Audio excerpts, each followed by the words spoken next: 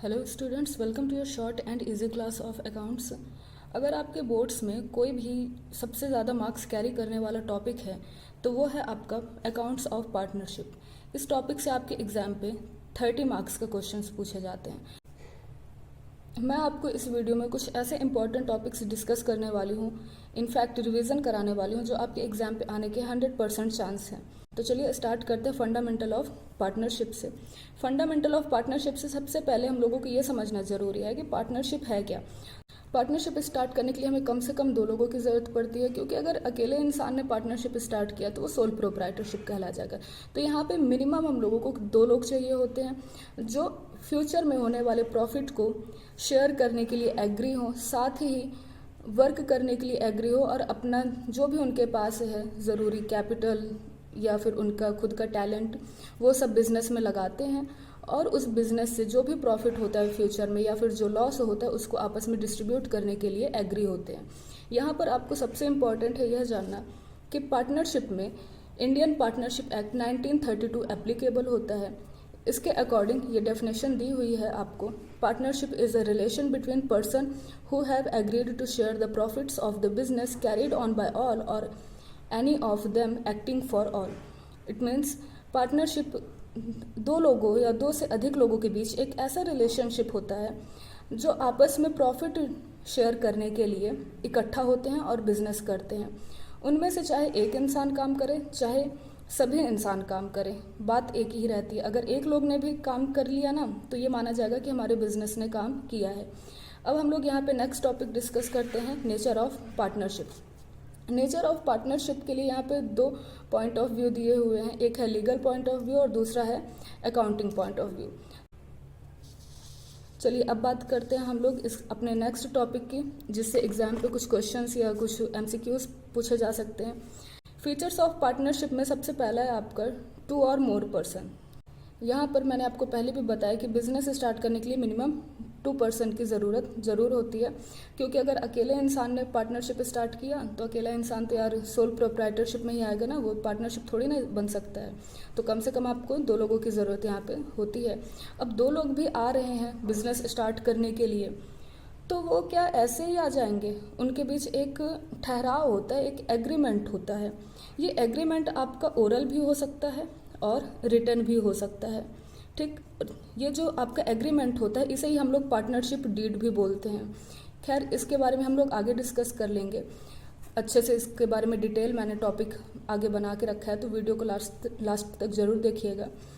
चलिए, तो एग्रीमेंट क्या है? एग्रीमेंट में वो सभी बातें लिखी जाती हैं जिनको लेकर के पार्टनर्स आते हैं और बिजनेस करते हैं। नेक्स्ट है इसका लॉफुल बिजनेस। बिजनेस कैसा होना चाहिए? लॉफुल होना चाहिए, लॉ के अगेंस्ट नहीं होना चाहिए। प्रॉफिट शेयरिंग ज़रूर होना चाहिए। पहले ही आपको बताया कि पार्टनरशिप कैसा होना चाहिए, प्रॉफिट शेयरिंग। यहाँ पे फ्यूचर में जो भी प्रॉफिट है वो आपका पहले से ही डिसाइड हो जाता है कि हम लोग किस रेशियो में प्रॉफिट को डिस्ट्रीब्यूट करेंगे, तो प्रॉफिट शेयरिंग यहाँ पे मस्ट है। And last but most important feature, business can be carried on by all. या तो हमारा बिजनेस सभी पार्टनर्स के थ्रू कैरिड किया जाएगा, सभी पार्टनर्स उसको मिलकर के चलाएंगे, व्यापार करेंगे, या फिर उनमें से कोई एक पार्टनर भी आपका बिजनेस चला सकता है। और उस पर ये रहता है कि अगर वो पार्टनर अकेला इंसान भी बिजनेस चला रहा है तो उससे होने वाला प्रॉफिट जो है सभी के सभी पार्टनर बांटेंगे। ये नहीं बोल सकता है वो अकेला इंसान की क्योंकि बिजनेस में मैंने काम किया तो ये सारा का सारा प्रॉफिट मेरा है, बिल्कुल नहीं। इसका एक यही इम्पॉर्टेंट फीचर है कि अगर कोई भी पार्टनर वर्क कर रहा है अपनी पार्टनरशिप फर्म के लिए तो वो प्रॉफिट सभी के बीच में बटा जाएगा, ना कि सिंगल उसी इंसान के लिए। पार्टनरशिप के फीचर्स देखने के बाद अब हम लोग बात करते हैं पार्टनरशिप डीड के। मैंने कहा था कि पार्टनर्स जब भी काम करने के लिए आते हैं, पार्टनरशिप जब भी बनती है तो उनके बीच एक एग्रीमेंट होता है। ये एग्रीमेंट आपका कैसा होता है? या तो ओरल हो सकता है या फिर यह रिटर्न हो सकता है। यहाँ पर कोई भी कंपल्सन नहीं है कि आपका पार्टनरशिप डीड या फिर जो एग्रीमेंट है वो ओरल ही हो या फिर रिटर्न हो। हाँ, जब एग्रीमेंट आपका रिटर्न होता है तो ये पार्टनरशिप डीड का फॉर्म ले लेता है। ये एक लीगल डॉक्यूमेंट होता है जिसमें सभी के सभी पार्टनर्स क्या करते हैं? साइन करते हैं, और वो ये बतलाते हैं कि हम कौन सी डेट से अब पार्टनर हैं। इट मीन्स इस पार्टनरशिप डीड में वो सभी क्लॉजेस आते हैं, वो सभी चीज़ें, सभी बातों को इसमें क्लियर किया जाता है जिनसे फ्यूचर में पार्टनर्स के बीच में डिस्प्यूट हो सकता है। क्योंकि बनी बात है, आज आप लोग बिजनेस स्टार्ट करने के लिए साथ में हैं, क्या पता फ्यूचर में आप लोगों का मन ना मिले और आपके बिजनेस में डिस्प्यूट्स होने लगे। तो उन डिस्प्यूट्स को निपटाने के लिए यहाँ पे पार्टनरशिप डीड की ज़रूरत होती है। ये पार्टनरशिप डीड क्या है? एक लीगल डॉक्यूमेंट है, इस बात को ध्यान में रखिएगा। और ये वॉलंटरी होता है, यह एक वॉलंटरी डॉक्यूमेंट है। इसको बनाना और ना बनाना पार्टनर्स के मन के ऊपर रहता है। वो चाहे तो इसे बना भी सकते हैं और वो चाहे तो इसे नहीं भी बना सकते हैं। इसलिए कहा गया है कि पार्टनरशिप आपका या तो ओरल होता है या पार्टनरशिप एग्रीमेंट जो है आपका डीड है, ये ओरल भी हो सकता है और रिटर्न भी हो सकता है। कोई यहाँ पे नेसेसिटी नहीं है कि नहीं पार्टनरशिप डीड रिटर्न ही हो, ठीक है। एग्रीमेंट जब रिटर्न होता है तो इसे हम लोग पार्टनरशिप डीड कहते हैं। अब यहाँ पे हम लोग कुछ इंपॉर्टेंट क्लॉजेस पढ़ लेते हैं। पार्टनरशिप डीड में क्या क्या बातें आती हैं? तो सीधी सी बात है स्टूडेंट्स, पार्टनरशिप डीड में हम वही सभी बातें लिखते हैं जो हम लोग पार्टनरशिप करते वक्त सभी पार्टनर्स मिल करके डिस्कस करते हैं। जैसे हम लोगों के फर्म का नाम क्या होगा, हमारे फर्म का जगह क्या होगी, हम लोग फर्म के कौन से बिजनेस करेंगे अपने फर्म पे, हमारे फर्म का नेचर कैसा रहेगा, इसमें हम लोग कितने कितने कैपिटल लाएंगे, अगर कैपिटल ला रहे हैं तो उस कैपिटल पे क्या हम लोग इंटरेस्ट देंगे, या फिर जो हम लोग ड्राइंग्स निकालेंगे, मतलब अपने बिजनेस से जो भी पैसा निकालेंगे अपने लिए, तो उस पर हम लोग इंटरेस्ट देंगे, या फिर इन फ्यूचर में हमारा प्रॉफिट शेयरिंग रेशियो क्या रहेगा, हम लोग कैपिटल रेशियो पे इसको डिवाइड करेंगे या फिर कोई एक निश्चित रेशियो बना लेते हैं जिस पे हम लोग प्रॉफिट को डिस्कस करते हैं, मतलब प्रॉफिट को डिवाइड करते हैं। किसी भी पार्टनर को एक्स्ट्रा वर्क के लिए रिम्यूनरेशन मिलेगा कि नहीं मिलेगा। तो ये सारी चीज़ें हम लोग पार्टनरशिप स्टार्ट करते वक्त ही डिस्कस करते हैं। वही इम्पॉर्टेंट चीज़ें हम लोग किस पर नोट करते हैं? पार्टनरशिप डीड में। यहाँ पे ऐसे सभी बातों को शामिल किया जाता है जिससे भविष्य में झगड़े होने की पॉसिबिलिटी रहती है। तो आप लोग वीडियो को स्टॉप करके ज़रूर देख लीजिएगा और इन पॉइंट्स को नोट कर लीजिएगा अपने नोट्स पे। भाई पार्टनर्स के बीच में एग्रीमेंट तो हो गया, लेकिन एक पार्टनर को अपने बिजनेस के लिए राइट्स क्या क्या होते हैं, वो किन अधिकारों के साथ अपने बिजनेस में आ सकता है? Right to participate in business management. हर एक पार्टनर को यह राइट होता है कि वह बिजनेस के मैनेजमेंट में पार्टिसिपेट करे, मतलब अपने बिजनेस को ले करके अगर कोई भी इम्पोर्टेंट डिसीजन लिया जा रहा है तो वो उसमें पार्टिसिपेट ज़रूर करेगा। Right to be consulted about the affairs of the business. हर एक पार्टनर को यह भी राइट है कि वह बिजनेस में हो रहे जितने भी अफेयर्स हैं उन सब में उसकी राय ली जाए। यहाँ तक कि उसे यह भी राइट है कि वह अपने बिजनेस में जितने भी अकाउंट्स हैं, बुक ऑफ अकाउंट्स, उन सब का जांच करे और उनकी कॉपी भी अपने पास रख सकता है। एक पार्टनर को ये भी राइट होता है कि वह प्रॉफिट और लॉसेस को जो भी एग्रीड रेशियो है उस पर अपना शेयर ले। Right not to allow the admission of a new partner. अगर आपके बाकी के सभी साझेदार मिल करके किसी नए पार्टनर को एडमिशन देना चाहते हैं अपनी पार्टनरशिप फर्म पे, तो आपके पास ये राइट रहता है कि आप उस पार्टनर को अलाउ ना करें। यहाँ तक कि आपको फर्म से रिटायरमेंट लेने का भी राइट रहता है। और एक पार्टनर को यह भी राइट रहता है कि वह किसी भी इमरजेंसी केस में अपने हिसाब से बेस्ट जजमेंट ले सके।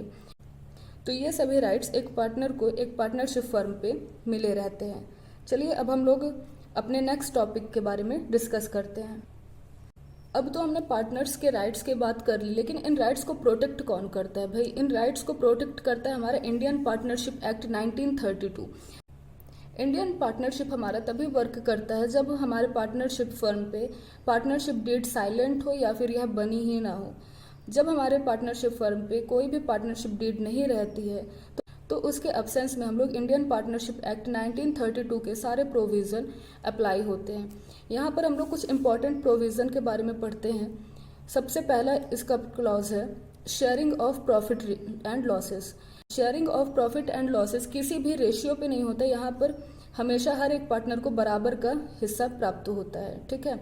मतलब कि चाहे आप 2 पार्टनर हो चाहे 10 पार्टनर हो, आप सभी को प्रॉफिट और लॉस दोनों ही किस रेशियो में मिलेगा? इक्वली मिलेगा। मतलब कोई भी इंसान यह नहीं कह सकता है कि मुझे ज़्यादा प्रॉफिट मिला है या फिर मुझे कम प्रॉफिट मिला है। इसका दूसरा इम्पॉर्टेंट प्रोविज़न है interest on capital. Interest on capital आपको नहीं मिलेगा, इंटरेस्ट ऑन ड्राइंग आपको नहीं मिलेगा। यहाँ पर इंटरेस्ट ऑन लोन, अगर आपने अपने फर्म को अगर आपने अपने फर्म को किसी भी तरीके का लोन दे रखा है तो उस लोन पे हमारा Indian partnership act 1932 6% per annum के रेट पर इंटरेस्ट देता है, अलाउ करता है। रिम्यूनरेशन ऑफ पार्टनरशिप, कोई भी पार्टनर नहीं बोल सकता भाई कि मैंने एक्स्ट्रा वर्क किया है तो मुझे सैलरी दो। कोई भी पार्टनर ये नहीं बोल सकता है कि भाई मुझे ज़्यादा से ज़्यादा कमीशन दो, ऐसा कुछ भी नहीं रहता। तो और यहाँ पर कोई भी नए पार्टनर का एडमिशन नहीं हो सकता है। आपको यहाँ पर इम्पोर्टेंट है ये 5 प्रोविज़न ध्यान रखना, ठीक। इन 5 प्रोविज़न को ही लेकर के हमारे न्यूमेरिकल भी बने हुए हैं। तो भाई अब बात करते हैं पार्टनर्स की लाइबिलिटीज़ की। भाई आप फर्म के मालिक हो, पार्टनर हो, सीधी सी बात है, तो आपकी लाइबिलिटी भी यहाँ पर क्या रहेगी, ज़्यादा से ज़्यादा रहेगी। इट मीन्स आपको यहाँ पर अनलिमिटेड लाइबिलिटी टेस्ट करने को मिलेगी, ठीक है। अनलिमिटेड लाइबिलिटी का फर्स्ट टॉपिक है भाई कि अगर कोई भी पार्टनर अपने फर्म का नाम यूज़ करके किसी भी फर्म से कंपटीशन करता है और कोई भी प्रॉफिट अर्न करता है तो वो प्रॉफिट आपके फर्म को ही पेड होगा, ना कि वो पर्सनली अपने पास रखेगा। इसी के साथ ही हम लोग नेक्स्ट लाइबिलिटी पार्टनर की देखते हैं कि अगर कोई भी पार्टनर ऐसा प्रॉफिट अर्न कर रहा है जो कि उस पार्टनरशिप फर्म से ट्रांजैक्शन हुआ है, तो उस ट्रांजैक्शन क्योंकि हमारे फर्म से हुआ है, आपने फर्म की प्रॉपर्टी यूज़ की है या फिर फर्म के नाम से आपने लोगों से कोई भी एग्रीमेंट किया है या फिर कोई भी प्रॉफिट लिया है, कमीशन लिया है, तो ऐसे सभी प्रॉफिट, कमीशन और सैलरी आपके फर्म को पेड होगी और ये आपके फर्म के प्रॉफिट में क्या हो जाएगा, ऐड हो जाएगा, जिसे आप लोग फाइनेंशियल ईयर के एंड में सभी पार्टनर्स मिलकर के आपस में बांट लेंगे। ये तो बात हुई लाइबिलिटीज़ ऑफ पार्टनर्स की। भाई कुछ पार्टनर्स ऐसे होते हैं कि अपनी लाइबिलिटीज़ को देखते हुए डर के भाग जाते हैं और पार्टनरशिप करते ही नहीं हैं। तो ऐसे पे क्या होता है कि पार्टनर्स को प्रॉफिट ही नहीं मिलेगा। भाई मिलेगा, क्यों नहीं मिलेगा? पार्टनर्स को प्रॉफिट मिलता है फाइनेंशियल ईयर के क्लोजिंग में। फाइनेंशियल ईयर के क्लोजिंग में अगर कोई भी पार्टनर प्रॉफिट रिसीव कर रहा है तो वो किस फॉर्म पे रिसीव कर रहा होता है, चार्ज अगेंस्ट प्रॉफिट या फिर अप्रोप्रिएशन ऑफ प्रॉफिट। अब आपके दिमाग में ये बात आ रही होगी कि चार्ज अगेंस्ट प्रॉफिट क्या है एंड अप्रोप्रिएशन ऑफ प्रॉफिट क्या है। तो बच्चों यहाँ पे ये जानना बहुत इंपॉर्टेंट है कि चार्ज अगेंस्ट प्रॉफिट से क्या मीनिंग है एंड अप्रोप्रिएशन ऑफ प्रॉफिट से क्या मीनिंग है। क्या ये दोनों सेम है? नहीं, ये दोनों बिल्कुल अलग अलग कॉन्सेप्ट है। ये क्वेश्चन आपके एग्जाम पे पूछे जाने के 100% चांस है। What is the difference between charge against profit and appropriation of profit? Charge against profit ये एक ऐसे एक्सपेंसेस होते हैं, चाहे आपके फर्म को प्रॉफिट हो या लॉस, इन्हें देना ही देना पड़ेगा, ठीक। मतलब आप ये नहीं बहाना बना सकते हो कि भाई मेरे फर्म को लॉस हुआ है तो मैं आप ये एक्सपेंस पेड नहीं करूँगा, बिल्कुल नहीं। चार्ज अगेंस्ट प्रॉफिट का मीनिंग ही यही है कि आपके फर्म को चाहे प्रॉफिट हो या लॉस हो, आपको इसे पेमेंट करना ही है, ये आपके ऊपर एक लाइबिलिटी रहती है। जबकि अप्रोप्रिएशन ऑफ प्रॉफिट क्या है कि आपको प्रॉफिट हम तभी देंगे या फिर एक्सपेंस को पेड हम तभी करेंगे जब हमारे पास प्रॉफिट होगा। अगर हमें लॉस हुआ है तो हम आपको ऐसा कोई भी प्रॉमिस नहीं करते हैं कि हम आपको एक्सपेंस पेड करेंगे या फिर पार्टनर्स को प्रॉफिट देंगे, ठीक। तो अब आपके दिमाग में ये बात क्लियर हो गई कि चार्ज अगेंस्ट प्रॉफिट मतलब आपके बिजनेस में चाहे प्रॉफिट हो या लॉस हो, आपको प्रॉफिट मिलेगा ही मिलेगा। और अप्रोप्रिएशन ऑफ प्रॉफिट का मीनिंग क्या है कि हम आपको प्रॉफिट तभी देंगे जब हमारे बिजनेस में प्रॉफिट होगा, अगर लॉस होगा तो हम आपको प्रॉफिट नहीं देंगे, ठीक। तो चलिए अब इसके मेन डिफरेंस के बारे में देख लेते हैं। It is an expense hence deducted from revenue to determine net profit और net loss for the year. Charge against profit क्या है? एक्सपेंस होता है जो आपके रेवेन्यू में से डिडक्ट किया जाता है नेट प्रॉफिट और नेट लॉस निकालते वक्त। और जबकि अप्रोप्रिएशन ऑफ प्रॉफिट क्या है? डिस्ट्रीब्यूशन ऑफ नेट प्रॉफिट और loss for the year among partners under different heads as per the partnership deed. Appropriation of profit में नेट प्रॉफिट या फिर नेट लॉस को डिस्ट्रीब्यूट किया जाता है पार्टनर्स के बीच में, जो आपके पार्टनरशिप डीड में क्लॉजेस दिए रहते हैं। Charge against profit is debited to profit and loss account and appropriation of profit debited to profit and loss appropriation account. इन दोनों के लिए अलग अलग अकाउंट्स बनाए जाते हैं। चार्ज अगेंस्ट प्रॉफिट के लिए P&L अकाउंट बनाया जाता है एंड अप्रोप्रिएशन ऑफ प्रॉफिट के लिए profit and loss appropriation account बनाया जाता है। It is allowed before appropriation of profit. हमेशा ये ध्यान में रखिएगा, ये इम्पॉर्टेंट है कि profit and loss account appropriation of profit and loss account के पहले बनाया जाता है, ये हमेशा बाद में बनाया जाता है, ठीक है। या फिर ये कहा जाए कि एप्रोप्रिएशन ऑफ प्रॉफिट सभी प्रकार के अकाउंटिंग चार्जेस को पेड करने के बाद बनाया जाता है। इसके कुछ एग्जाम्पल्स दिए हुए हैं दोनों के, आप इन्हें भी देख लीजिएगा। और इन्हें एग्जाम्पल्स में से आपके ऑब्जेक्टिव्स पूछे जाते हैं कि सैलरी टू पार्टनर क्या है भाई, चार्ज अगेंस्ट प्रॉफिट है या फिर एप्रोप्रिएशन ऑफ प्रॉफिट है।